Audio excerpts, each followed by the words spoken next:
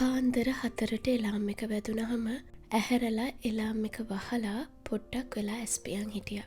මගේ ගෙදර අය, මගේ අවට අය, මගේ යාළු නෑදෑ හිතවත්තු සියලු දෙනාම නිදුක් වේවා, නිරෝගී වේවා, සුවපත් වේවා කියලා ප්‍රාර්ථනා කරා. සියලු සත්වයෝ නිදුක් වේවා, නිරෝගී වේවා, සුවපත් වේවා කියලා 3 වතාවක් ප්‍රාර්ථනා කරලයි මම නැගිට්ටේ. තුවායත් අරන් ගිහින් ඊට පස්සේ හොඳට උණු වතුර වලින් නාගත්තා. නාගෙන ඇවිත් සුවඳ ඉටිපන්දම් පත්තු කරලා නිස්කලංක බව තව වැඩි වෙන්න මිහිරි සංගීතයකුත් දැම්මා. ඊයේ රෑ බාස්මති හාල් කෝප්ප දෙකක් වතුර දාලා පෙගෙන්න තියලයි තිබ්බේ අද කිරිබත් හදන්න. ඒ ටිකත් සෝදලා හාල ලිපෙන් තියලා ලිප පත්තු කරා. ලිපෙන් තිබ්බ හාලට අත තියලා 3 වතාවක් වැන්දා. මේ හාල හදපු ගොවීන්ට, හාල හැදෙන්න උදව් වුණ පසට, හුළඟට, වතුරට ස්තුතිවන්ත වුණා. හැම පළවෙනිදාම වගේ 2025 බක්මහේ මුල් දවස අද මම සතුටින් පටන් ගත්තා. කිරිබත උයන ගමන් ලුණු මිරිසකුත් හදාගත්තා. කිරිබත උයද්දී මුළු ගෙදරම කිරිබතේ සුවඳ පැතිරිලා යනවා.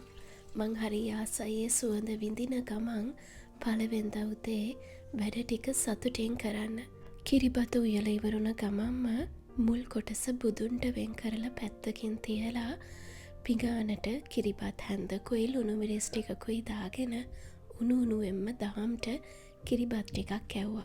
වැඩට යන්න ගෙදරින් පිටත් වෙන්න කලින් කිරිබත් ටිකක් කවලා ගෙදරින් පිටත් කරපු එක මට සතුටක්. එයා පිටත් වුණාම හරීම නිදහසින් සතුටින් කිරිබතේ පින්තූර ටිකක් ගත්තා. ඒක ඉතින් මගේ විනෝදාංශනේ. වැහි අඳුර නිසා ජනේලෙන් ඉර එළිය නෙමෙයි වැහි අඳුරේ අමුතු ආලෝකයේ ගෙදරට කාන්දු වෙන්නේ. ඒ පැහැයට මම මාරම ආසයි. රෝස පෙති කවලන් වුණ උණු තේ කෝප්පයක් හදන් මං ඒ නිස්කලංක බව ඔක්කොම වැඩ ටික ඉවරුණාට පස්සේ හරීම සතුටෙන් වින්දා. මම මේ නිර්මාණය කරගත්ත ජීවිතේට මං හරීම ආසයි. ඒ ජීවිතේ මට හරීම රහයි. මට එහෙම දැනෙන හැඟෙන හැම වෙලාවකම මම මගේ මුළු හිතින්ම ප්‍රාර්ථනා කරනවා මට හිතවත් අහිතවත් හැමෝටම එයාලා කැමති, එයාලා ආස ජීවිතේ එයාලට ලැබෙන්න ඕනේ කියලා. ඒක මම මුළු හදවතින්ම ප්‍රාර්ථනා කරන දෙයක්. ඉතින් මේ බක්මහේ මුල් දවසේ මට හිතුණා මට කෙනෙක්ගෙන් ලැබුණ ගොඩාක් වටිනා අවවාදයක් ඔයාලා එක්කත් බෙදා ගන්න.